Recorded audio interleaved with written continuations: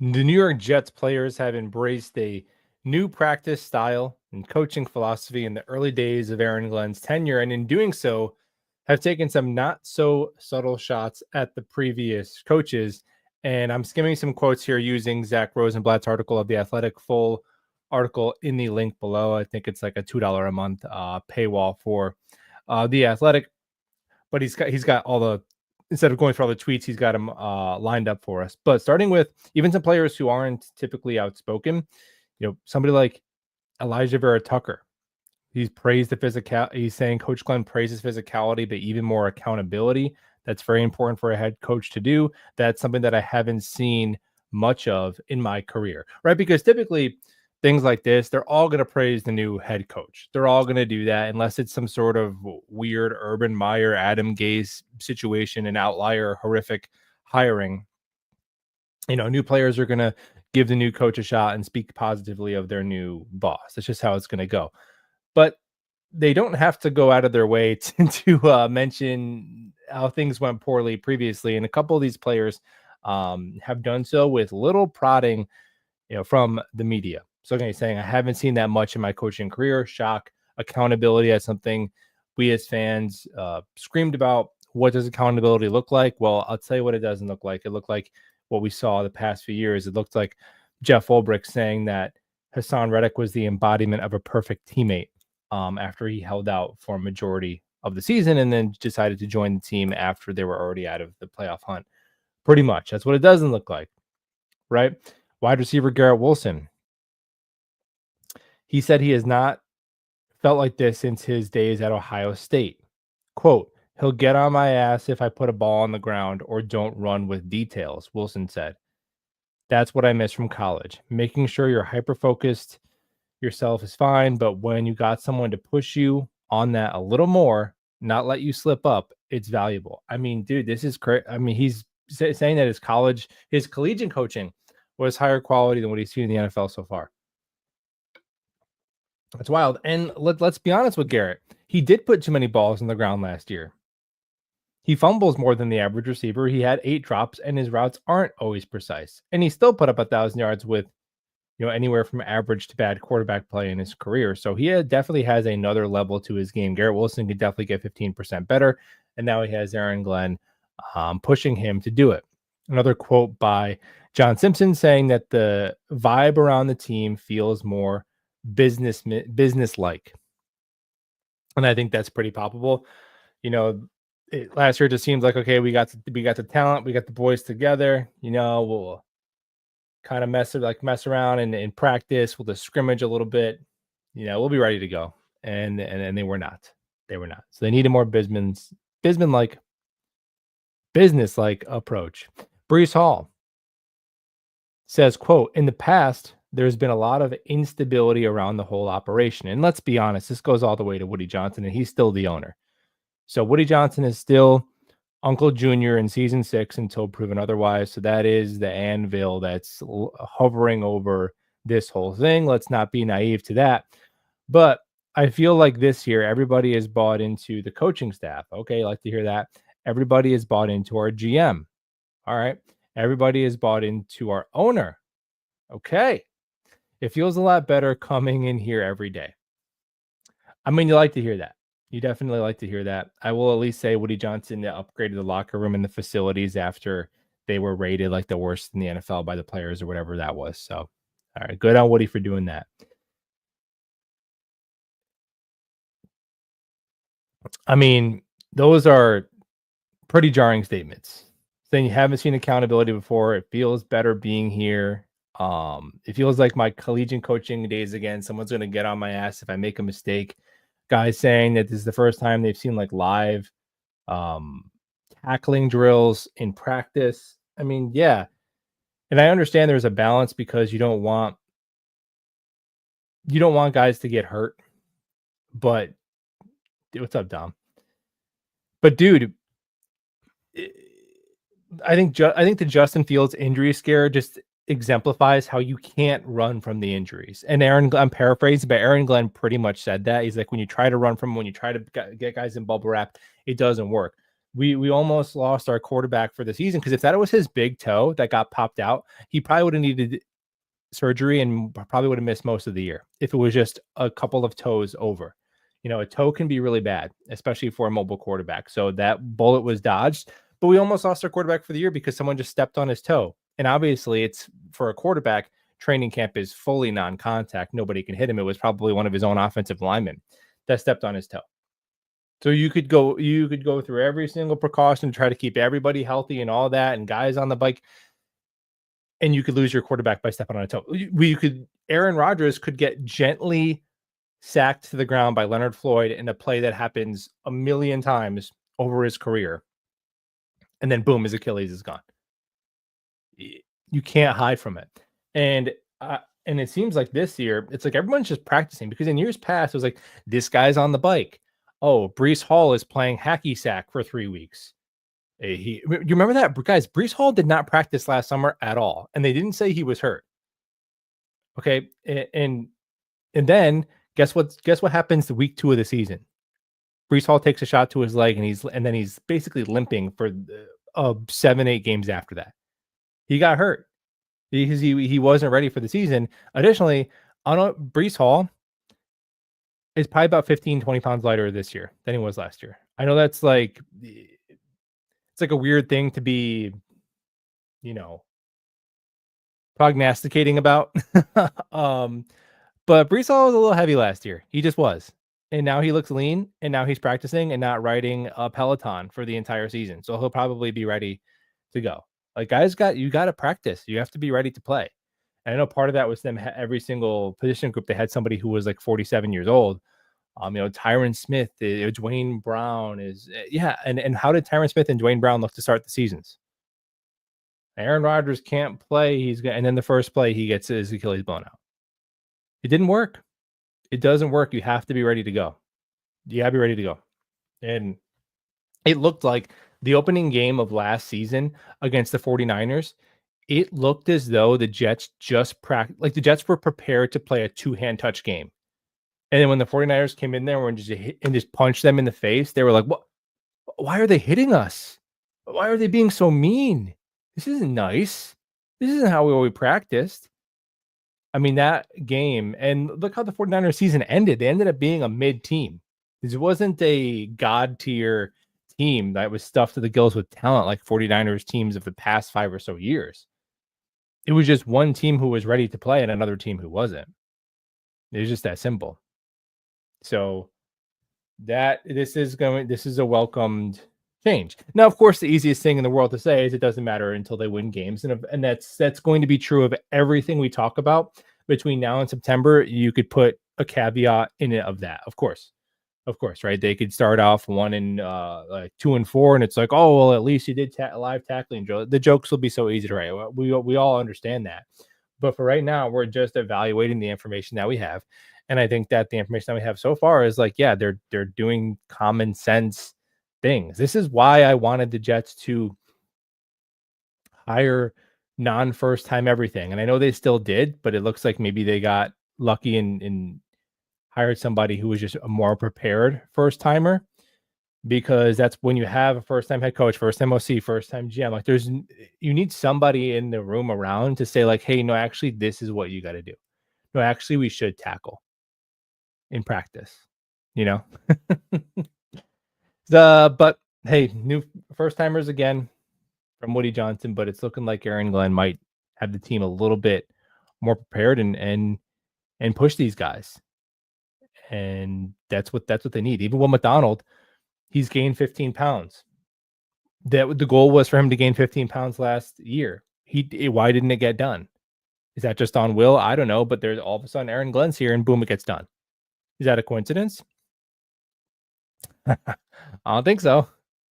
Maybe he was told, maybe he was told straight up, hey, Will, because Aaron Glenn called every single player and had a chat with them.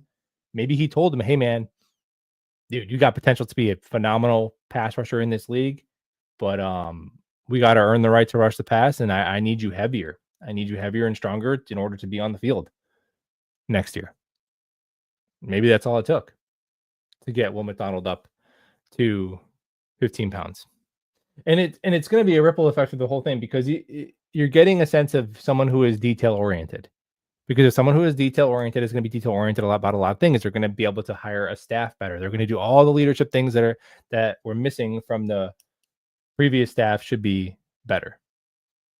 You know, if Tanner Engstrand pulls a full Nate Hackett for a year, he doesn't get to come back the next season. And then when he's fired, he doesn't get to go in the booth and like just collect universal basic income while like hanging out, while his headset's unplugged. Like your little cousin who you used to play like whatever Mario Smash Brothers with, and your little cousin would want to play, but he didn't know how to play, so you'd give him a controller that was like unplugged. That's what they did to Nate Hackett. They couldn't even fully send him packing.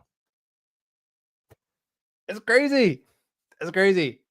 I would like the Jets to rehire Nate Hackett so Aaron Glenn can personally fire him, because I feel like there were some things that Nate Hackett needed to be told that I don't think he was made aware of, and I would like Aaron Glenn to make him aware of those things. That's what I would like.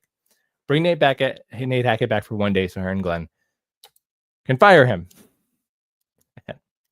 And it's yeah, and most of this stuff is just the realization of how low the bar is. But hey, this is where it's at. This is the bar. So I am celebrating any improvement on top of that. Detail-oriented, physical, prepared, ready to play. Aaron Glenn even saying over McDonald, he wants to be coached. He wants to be coached hard. It's like, dude, all right. Maybe we got some leaders in the building. It's hard, man. I'm not to be a leader of 90 men and a whole coaching staff, all different personalities. These guys are millionaires. Like, it's very slim percentage of humans on earth are built for this, man. I'm not acting like it's easy. Obviously I couldn't do it. Otherwise I wouldn't be blabbering into a microphone about it. But you know, it's stark. It's jarring to hear some of those comments of like, man, what the heck was going on at practice these past few years.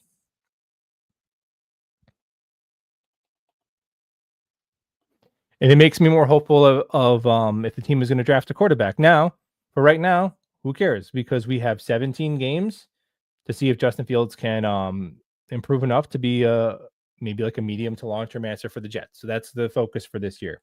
But in the back of your mind, you're like, if they do draft a quarterback, you know, one of the issues I think with Saleh was it seemed like, okay, well, Michael LaFleur, like, you're just on the offense, right? It's like, okay, well, no, but you're the head coach. So the head coach has to be a part of the whole, what is the development plan for the quarterback? What is the plan? What if he struggles year two? What if it's year two, he's struggling, but the team is winning? Are you going to bench him? Like there was never a thought of those type of scenarios. What is the team expectations? Has it been communicated to the team? Hey guys, this kid's going to get 2 years, right? This kid's going to get 2 years, which is reasonable. If you're not going to give a quarterback, 2 years, then you probably shouldn't even draft one in the first round, right? If you're not going to give a guy, 35 starts, because that's pretty much the number. 35 starts in, you kind of, with some rare exceptions, it kind of is what it is. But what's the plan there? Like, how are you going to weigh that versus the team? And a lot of that is if they just know going into it.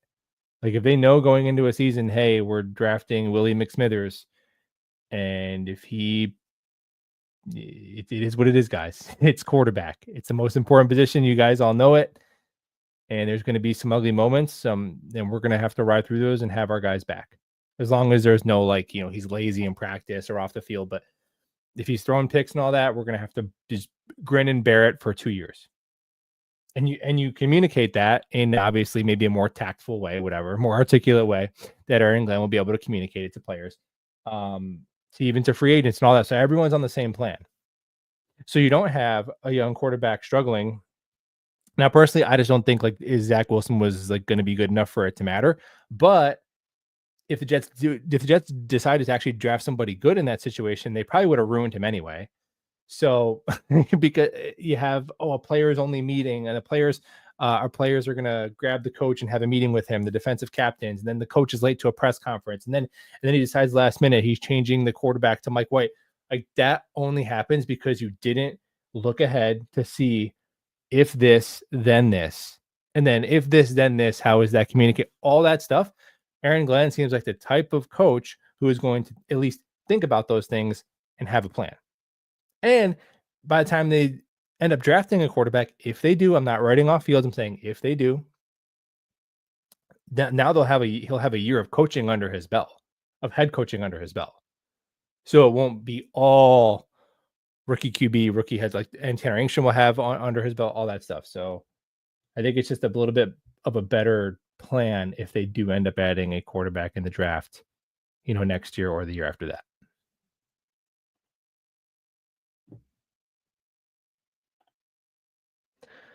Boycott says, I'm going to wait and see, but I love the idea of a physical camp. Blocking and tackling are the bones of winning football. Yes, I couldn't have said it better myself. What's up, Matthew? What's up, Chicken Jenkins? We might be saved. We might, Marcelo. We might, man.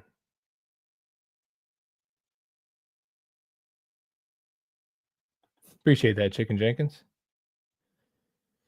Ash regime is so bad. Can't believe he wanted. I definitely made excuses for Saleh for far too long.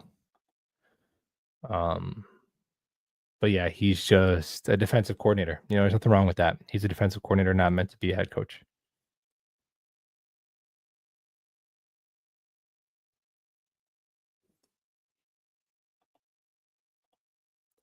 AG appears to be in control and has a plan. I'd say that's correct. Yeah, discipline.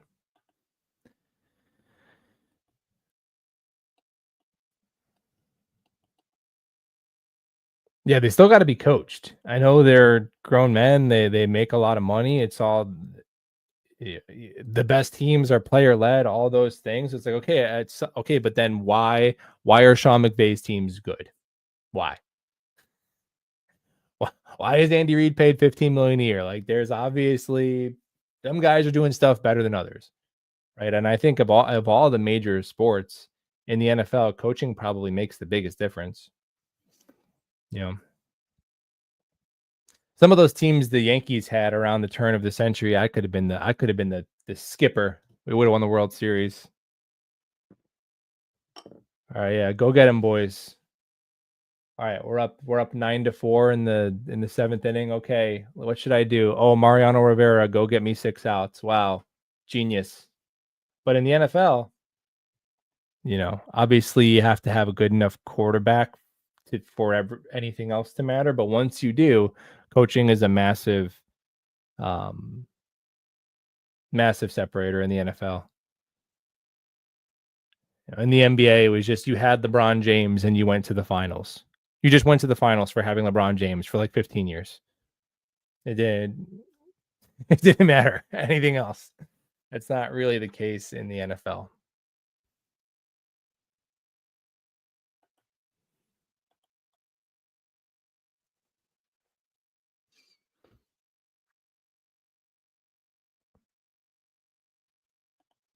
Yeah, last coaching staff didn't have a reputation for having consequences. And again, it's like, what does it look like? Do you want the guys to do push-ups, whatever? I don't know, man. But some teams, some coaches are doing something that works. So whatever that is, we got to figure it out. We can't just throw our hands up and say, well, they're adults and they know the rules and you got to coach.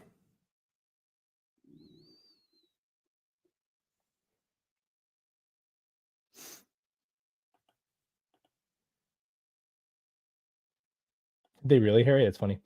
Are we going to blitz this year? Yeah, definitely. We'll blitz more under Glenn than Saleh for sure, and Wilkes. Both Wilkes and Glenn like to blitz.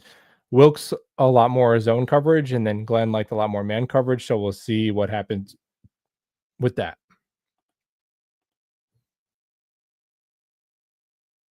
Yeah, Quinnen too.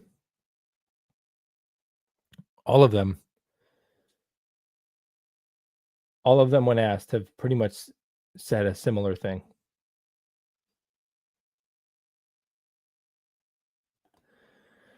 I think we're going to have 67 million in our cap next year. Who do you target? Oh man, it's tough to start looking at free agency for next year. But I think my first place my mind goes is some of the pending free agents we'd have, like AVT or John Simpson. You got to bring back at least one of those guys for your offensive line. Does Brees get franchise tagged? You know, do you bring back Quincy Williams on a shorter term deal? He'll be turning 30 next year. Um, and I guess the one spot on this team that I'm looking at that is going to have a glaring need that has no in-house possible solution would probably be, I would still say defensive tackle next to Quinnen and wide receiver 2. Because you have Josh Reynolds and Alan Lazard and Tyler Johnson, all veterans rented on 1-year deals. Um, and then similar situation, how they patched up the defensive interior. So defensive tackle and wide receiver 2 to me, if I'm looking ahead to next year.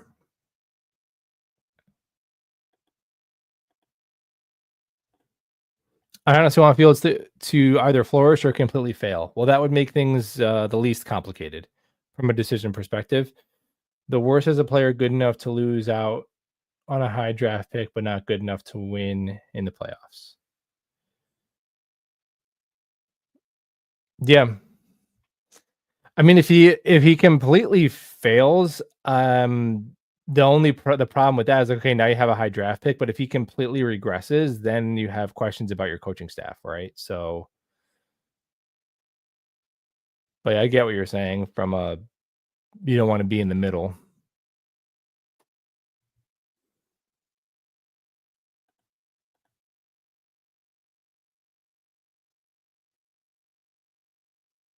I don't think he said that, Big Apple EB.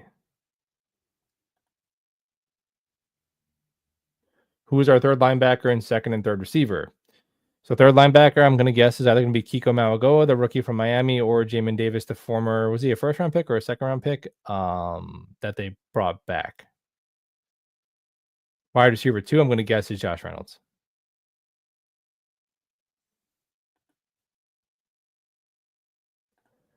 The only thing I'm worried about is what if Fields really struggles against the good teams in the first half of the schedule, but plays better against the bad teams later in the year? Um, I I mean, I don't know. That's a plausible. It will depend. It will depend. Um, but I actually think the most likely situation with Fields is that he is back on the team next year and there's a drafted quarterback. Because why not hedge your bets at the quarterback position? Um, if he moderately improves and looks 10% better and the teams win seven or 8 games, like that's not, and that's his fifth year. That's not enough to completely rule out taking a quarterback. And then if he does finish the year strong, well, then you're feeling confident of like, okay, we can take a quarterback and he can sit because we know Fields is capable. Because Fields is already capable of being that guy who you can play while a rookie's on the bench. It's not like it's whatever. Pick your name of an unplayable quarterback we've had in the last 15 years. It's not like he's one of those guys. You can score 20 points and hang around with Fields already from what he's shown you his last 17 or so starts. So if he can improve moderately on that, then you feel, okay, we can take a quarterback and then we can play that quarterback on our terms. Doesn't even have to be in the first round. Probably has to be in the first 2 rounds if we're being honest. If you look at recent NFL history, the mid-round starting quarterback has kind of gone the way of the dodo. Since Kirk Cousins and Dak Prescott and Russell Wilson, there really hasn't been one besides like Purdy as the late example.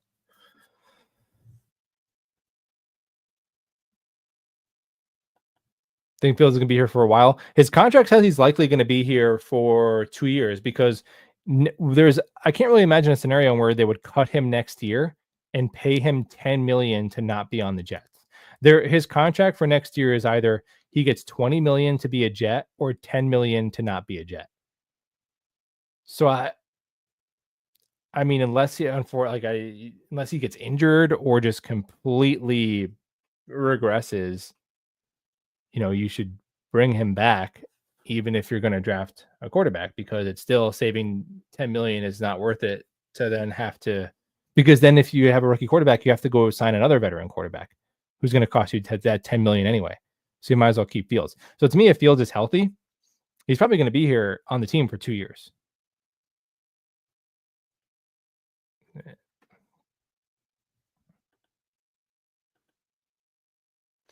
Rodgers only put up stats against bad teams. I have confidence in Fields to be better.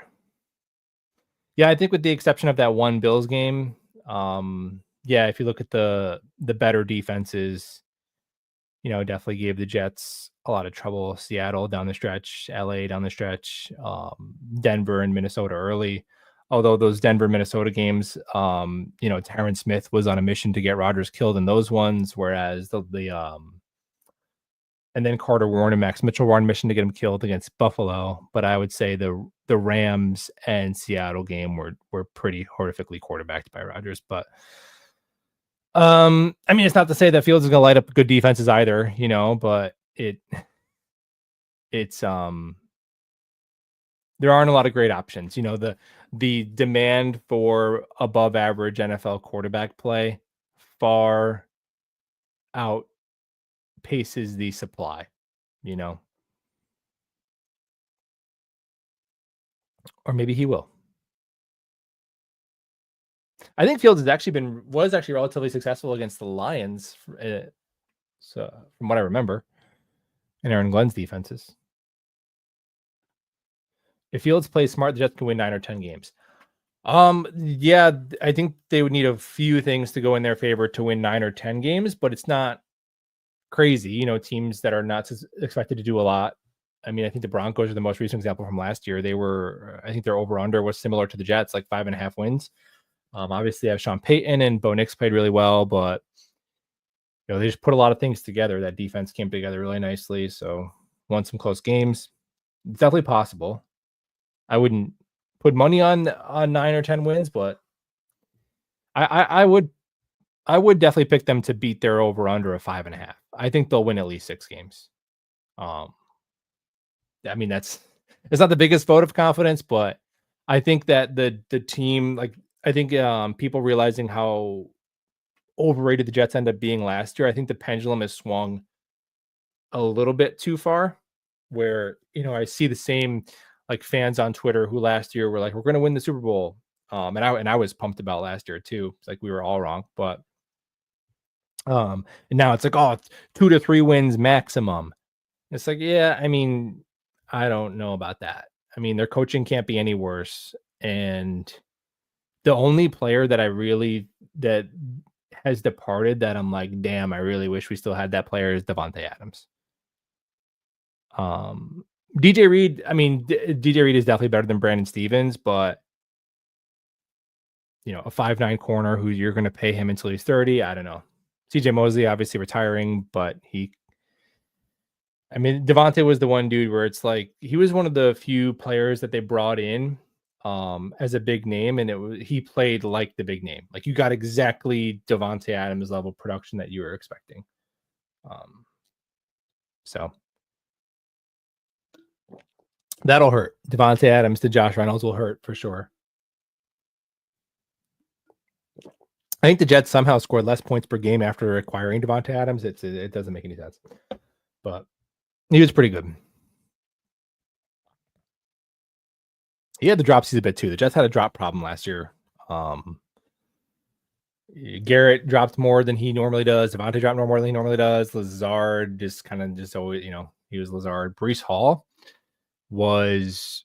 I think Breece Hall was in the tops of drops and fumbles by running back. So Breece Hall individually was not good at all last year. Hopefully he will be better. I guess the big QB names in the 26th draft will be Nussmeier, Sellers, Klubnik, and Alar. Yeah, it'll be interesting to see how those all shake out. Sean McVay is going to go up and get one of them. He already told us that. He'll probably get the best one. It won't even be the first one off the board, but he'll just get the best one. That's how it goes. You think JJ and Willie can combine for 20 sacks? I wouldn't predict that this year just because JJ off of the Achilles, but yeah, they definitely have the potential to. I think maybe Quinnen and Will McDonald could. I think Will McDonald could get 12 or 13 and Quinnen could get 7 or 8.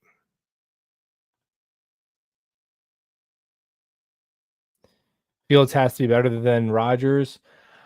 I mean, the way that they add value to a team is so different. Um, I mean, look, gun to my head for if I had to win one game, even in 2025, I would probably roll the dice on Rodgers playing it at quarterback. But to me, the gap between the two, and I don't care what the counting stats say, like to me, the gap between the two is small enough to where I understand the Jets saying, you know what, we're gonna go with somebody younger who's more mobile, who maybe we trust to be more durable, and there's a chance he could be an answer for the medium term. That's so that's why I think that if given the options the Jets acquiring Fields, I think was a logical thing to do. Although he does have flaws, and there will be frustrating things about Justin Fields being the quarterback for the Jets for a season, but there was frustrating things about what we watched last year, man. And you know, unless you wanted to trade for Kirk Cousins or sign Derek Carr for him to retire, I don't know, like, who was the Baker Mayfield of this class, of this free agency class. In fact, if it's going to be anyone, it would be Fields. I'm not saying that he's going to be Baker, but he's the only guy that I think you could really bet on that could potentially improve and solve the position for you for a few years. You know,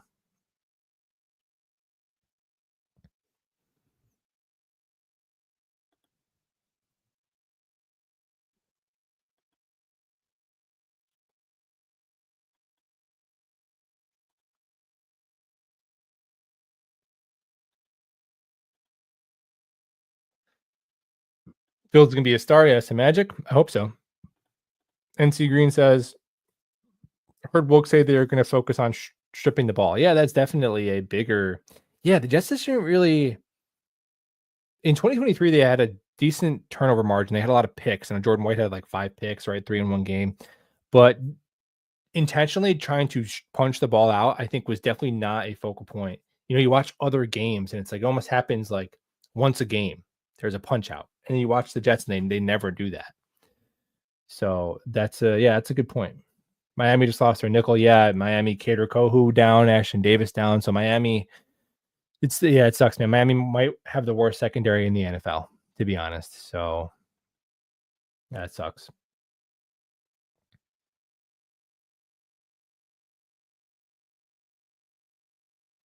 His roster is still really good. There's lack of leadership. I mean, there's definitely talent on it. There's definitely talent.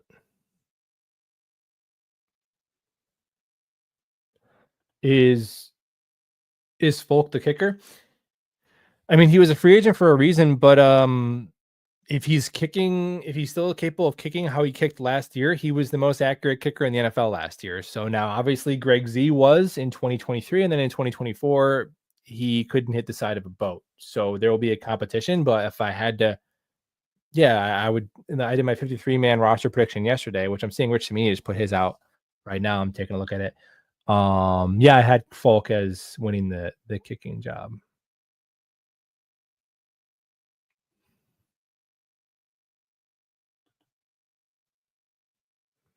Okay, Rich Samini is Malachi Corley, and so Malachi Corley, Carter Warren, Derek Noddy, Jared Bernard Converse, and Zaire Barnes as his notable cuts. Okay, I could see all that. Yeah, I mean Derek Noddy was not again of the veteran defensive tackles they signed last year. I watched them all. It was a while ago, and it wasn't every single snap. But I remember like Byron Cowart to me was pretty good, and then Noddy, I was like, "Where's the run stuffing? I'm not seeing that happening." He looked pretty bad, and Jay Tufele was absolutely atrocious. So Byron Cowart, I think, can play, and I'm hoping maybe a couple of those UDFAs pop because I know it's like, oh, we signed all these defensive tackles, and it's like, dude, not really.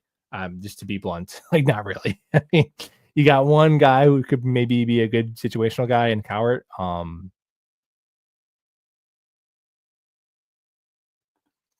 But hopefully Peyton Page or Fatorma Moba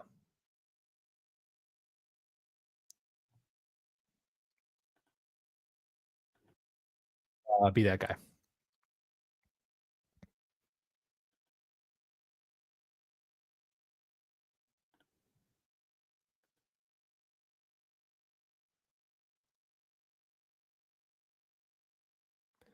Which Jets do you think realistically get extended after this season? If ABT is healthy, I think ABT.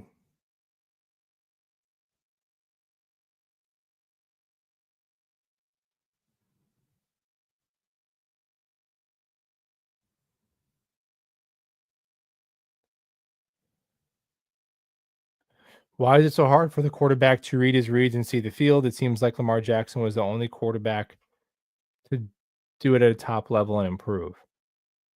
Um, I don't know if Lamar. I mean, there's a lot of guys who have improved at that. Pretty much every quarterback who struggled early and improved it and gotten better has improved at that, like Josh Allen.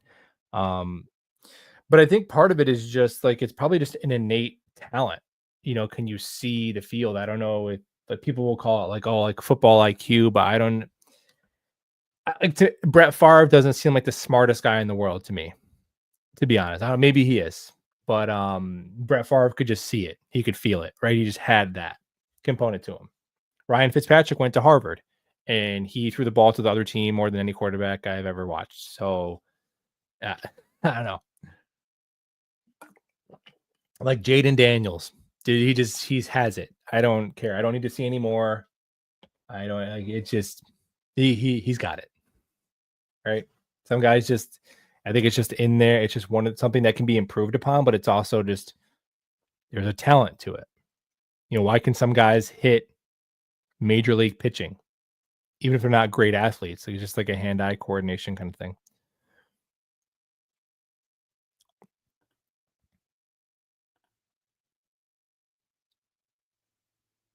Yeah, Knoble.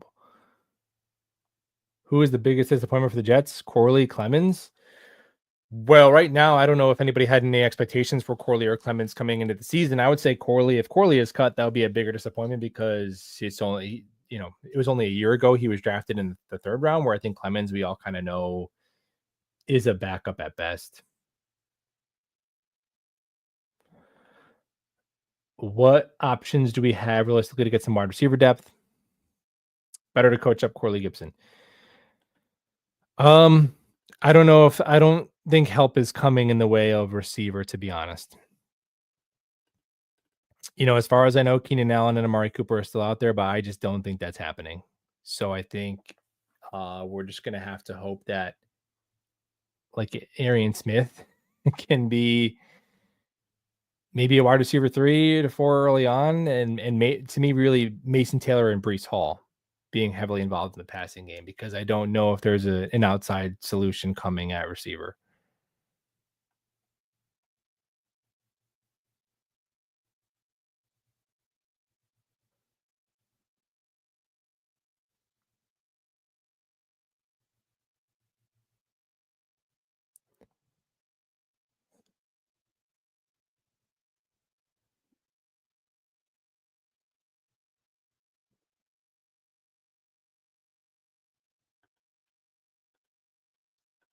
Had this conversation with my dad yesterday. Week 3 against the Bengals is my first time watching Jaden Daniels, and damn, he looks like a Hall of Famer. Yeah, he just looks incredible.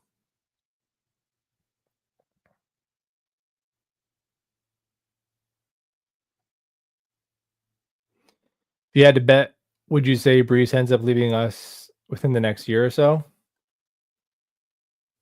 I have no idea. I think Brees is. Hmm. Yeah, I guess if I had to bet, is he on the team in 2 years? I don't know. I guess maybe I'd bet no, just because he's a running back. But I don't know. I think he's definitely a candidate for the franchise tag um, next year if he plays well. Because then if he doesn't play he plays mid again, then maybe you resign him just for mid money. But if he plays awesome, then maybe you franchise tag him. So I don't know. He could be back. There's multiple scenarios in which he could be back.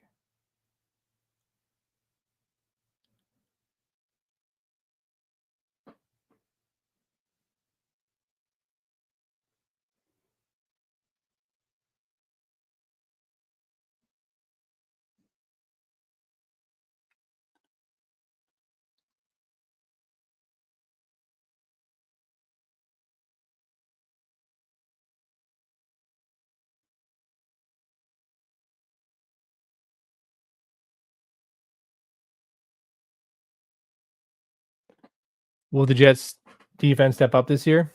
I'm hoping. It was not very good last year.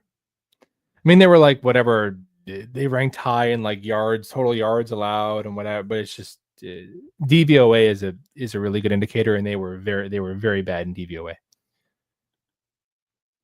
So not all stats tell the same story. I think Jermaine ends up getting a second contract. Yeah, if he's healthy, I think he's a perfect fit for Aaron Glenn's defense if he can recover from the Achilles. But I'll leave it there. Appreciate you guys hanging out. If you wanted a thumbs up on the way out, that'd be cool. And we'll talk Jets tomorrow.